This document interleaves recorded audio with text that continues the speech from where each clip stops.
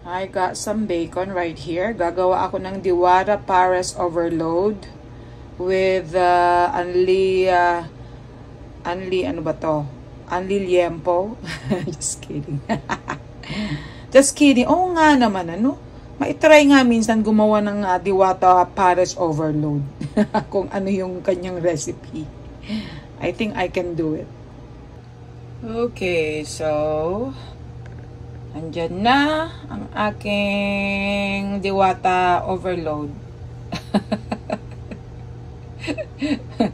Bacon. Alright. Matagal na ako hindi kasi nakatikim nito eh. So, I know it's really unhealthy. Lahat ng mga ganyan talaga na mataba, katulad ng Diwata Overload, talagang real unhealthy. Pero pag minsan lang, once in a blue moon, it's okay. Pero pag araw-arawin mo, alam na natin ang mangyayari, 'di ba?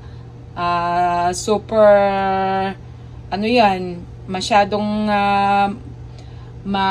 mataas sa uric acid, kaya nagkakaroon ng arthritis, heart attack, okay, kung ano man. Alright, so be careful. Yun, maganda itong aking lutuan, grillan, kasi kahit iniwan mo yan at nakalimutan mo, may control yan. It will just control itself kung ano para hindi masunog kahit medyo nakalimutan mo na. Usually ganun nangyayari sa akin. Kaya it's nice that I have this one. It's called Aroma. Ayun. So, maganda yan guys. Takpan ko na lang, tapos lutuin na lang niyang kusin. Kusang-kusa na lang niyang lulutuin. Okay?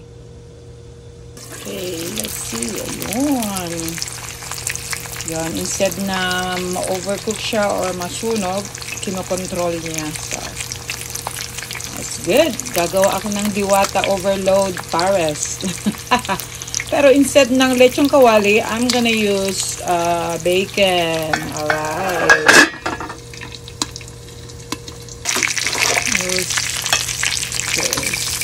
Oh, tingnan nyo, ganito kaganda talaga itong lutaan na to. It's really something you can really rely on.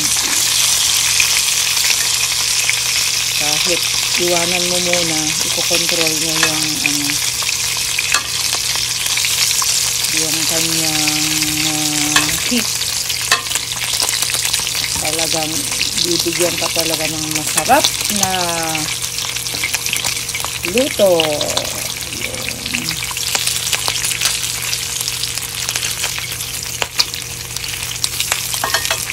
Ito tumatalsik, ayaw ko na. Itong ayaw ko kasi pag ano yun, ganito yung mataba, tumatalsik talaga. Okay, a little bit more so it's gonna be a little crispy. Also the other side. Ayun, okay na, ayun. Okay, so ito na yung aking bacon. I-chop-chop ko mamaya. Tapos, I'm preparing also my soup for my pares. Okay. Since bawal na sa akin talaga yung mga laman loob o kaya mga taba-taba na inihahalo talaga sa pares, well, I had to come up with something. And since I'm a chef, so may sikreto ako para magkaroon ako ng sarili kong pares without having to risk my health. Okay? Basta maghalo-halo na lang ng mga ingredients yan. Meron naman akong mga ingredients dito na pinaghalo-halo ko na ngayon. Okay, so that means I can come up with my own overload pares. Ayan, parang trip lang ba? Para may iba naman ang aking kakainin today, di ba? So, painit ko muna yan. And then after that, meron na akong overload Mystica Pares. Alright. Okay, so I already cut my bacons. Oh, para na rin yung ano ni Diwata yan, di ba? Para na rin yung kanyang liempo o kaya ano ba yung ginagawa? Lechong kawali. Ayun. Tapos, ayun, cooking na rin ang aking soup. Parang pares sa soup na rin to, di ba? Tapos mamayat-maya, pag medyo lumapot-lapot na, pag okay na, ayan, kompleto si Ricardo's na yan. Tinimpla ko na bago ko pa siya pinakuluan. So, after that, ilalagay ko na doon sa aking overload bacon. Okay. Pwede rin naman talagang bacon eh. Kung pwede ang chicharong bulaklak at saka lechong kawali o kung ano-ano ang ginagamit ni Diwata, eh pwede rin naman ang bacon, di ba? Okay na. And by the way mga kaibigan, ang ginagamit talaga pampalapot ay cornstarch. So, nakataong may cornstarch ako. Kaya, I thought I could make one also for myself. O, diba? O, ayan na. Okay na. Mukhang pares soup na nga talaga. O, yun. Ng pampalapot. Okay. So, ito na. Diba? Kulang na lang dito yung mga kung ano-ano pang mga anik-anik na inilalagay. Pero wala ako. Kasi, unprepared ako eh. Ako lang nagkataon lang talaga na parang gusto kong gumawa ng pares. Gusto ko Mystica. Mystica pares. Kaya ito ang resulta ng aking bacon pares. At lagyan ko na lang kung ano pang gusto kong ilagay. Diba? Pero condiments wise, nandyan na lahat. Pinaghalo-halo ko na bago ko pinakuluan. So, ito na ang aking Mystica pares. Ayun. Wow, nilagyan ko rin ng iba pang condiments. Tapos, hot sauce. Ayan, sarap. Ang masarap.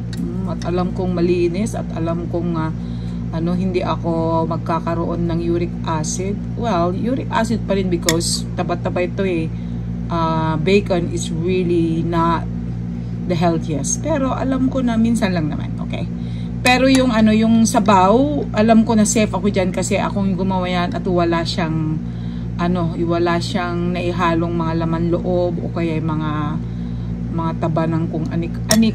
So I know it's healthy, partly healthy. Kain na. So, mga anak, tikman na natin ang aking Mystica pares overload. Instead of lechong kawali, ang ginawa ko ay, oh my God, wow, ang sarap. Ang ginawa ko ay tawag dito bacon. Naku, gusto ko tuloy kanin. Hindi kasi ako nagkakanin. Pero okay na. Importante may soup ako. Mainit-init pa. Kung kaya ni Diwata, kaya ko din. O, diba?